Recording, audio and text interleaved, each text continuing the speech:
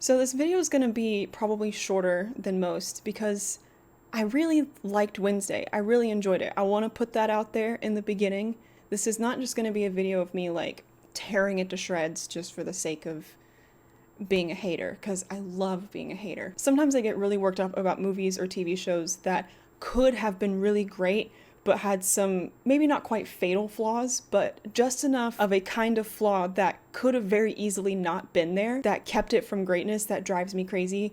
Like when I see potential in a show and I see how it was squandered on some really lame dialogue, it makes me more angry than if the show was just bad overall. That's what's most frustrating, is all of these issues that I have with the show are very simple fixes of either just don't put it in there, the show's long enough, you would have saved 30 seconds, or who's writing the dialogue?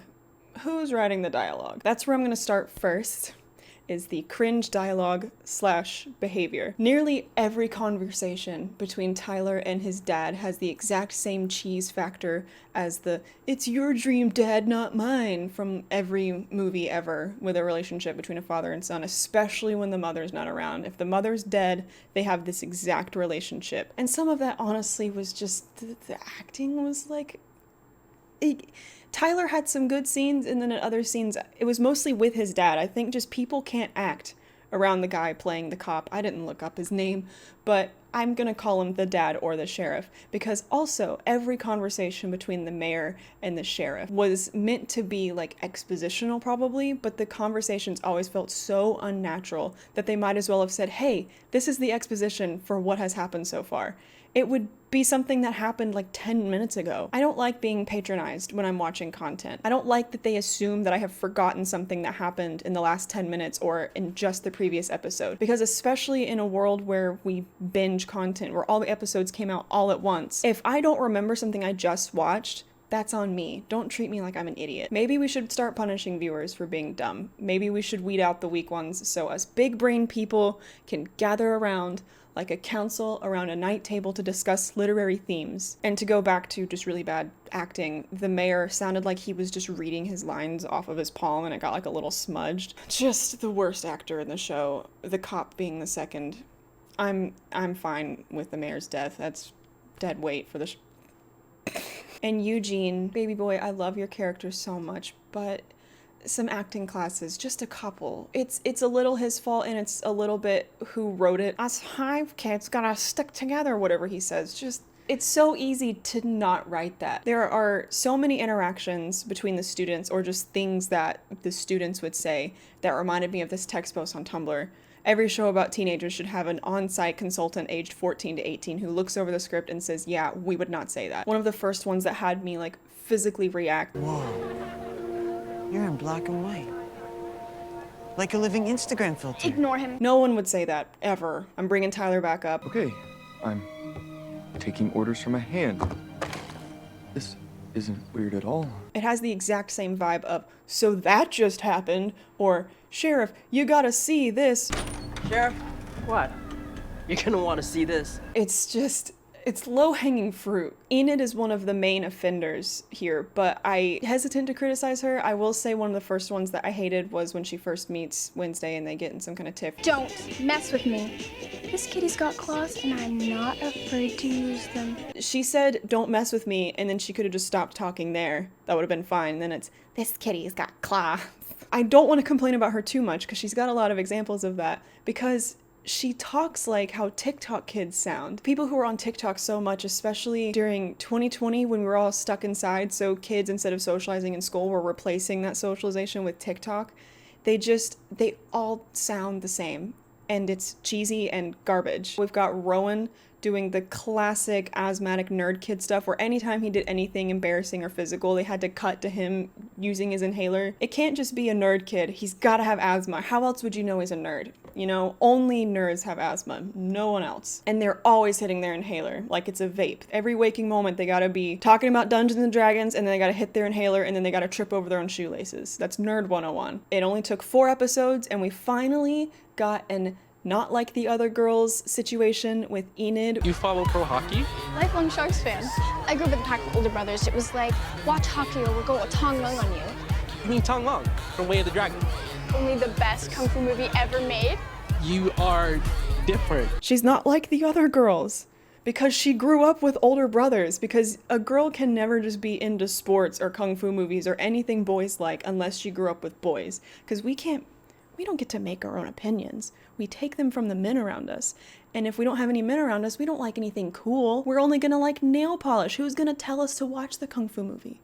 Who's gonna tell us that sports exist? I'm always just in the kitchen cooking, you know? I don't even know TVs existed until my husband moved in. I know it's a trope, but I just can't believe that a brand new show in the year of our Lord, 2022, had a I grew up with brothers and therefore I'm not like the other girls character. I can't, like, we know better, right? I thought we knew better by now. Like, it's like a joke at this point. Everyone makes jokes about the not like the other girls.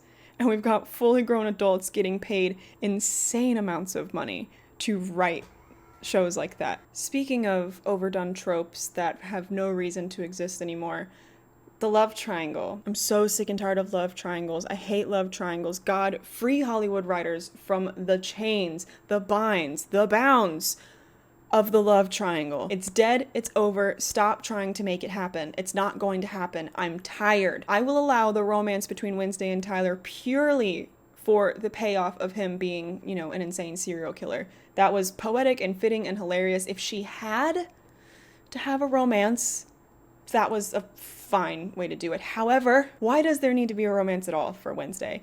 We have Enid and her beau, the guy with the snakes. I can't keep up. There's too many. But that was interesting enough. It had its little ups and downs. It's a mystery solving show. Wednesday is a little goth detective, and she's a big family, all vastly weird people. She's interesting enough on her own. There's no need whatsoever for her to have a romance with Xavier. Why can't they just be friends? We could still have the betrayal and the tension and it still be friendship. And maybe it's because I'm on Tumblr and we were the first ones to have internet brain rot before TikTok, but so many people want her and Enid to be together because we just can't seem to look at friendship without immediately thinking it needs to be romance. People can't, like, be close and get along and love each other unless they also want to have sex with each other. Can we not have meaningful friendships with genuine love and affection that is not inherently romantic? Why do we place so much importance on romance that we can't see any other kind of love as fulfilling and important? Their journey is just as touching, in my humble opinion. I'm not humble, if not more so, because there's some kind of innocence and a different kind of tenderness that comes with friendship. I cried like a little baby when Wednesday hugged Enid back, okay? It was perfect and in no way out of character, in my opinion. I could write an entire video just on our obsession with romance and how we think it's like the end-all be-all kind of love, and we disregard friendship and familial love as like not important enough or not fulfilling, or like you can never truly be happy without romance maybe. And sure, romance is important, but to think that that is the highest form of love is such a, I think, new and Western Hollywood idea, probably. Anyway, I could and I might write a video about it. I could talk for years. Anyway, I hope in season 2 we just forget Xavier had a thing for Wednesday. They're just friends now. It's cool. Is that too much to ask? It'd be easy. Just don't bring it up again. The next thing that doesn't make any sense to me is why would Wednesday care that her father may or may not have murdered someone? She got sent to Nevermore because of an attempted murder, and even expressed disappointment that her plan didn't end up killing anyone. The Addams family's whole thing is like dark and twisted. The plot could have mostly stayed the same if she found out he didn't kill anyone and was falsely accused and just wanted to keep her dad out of prison.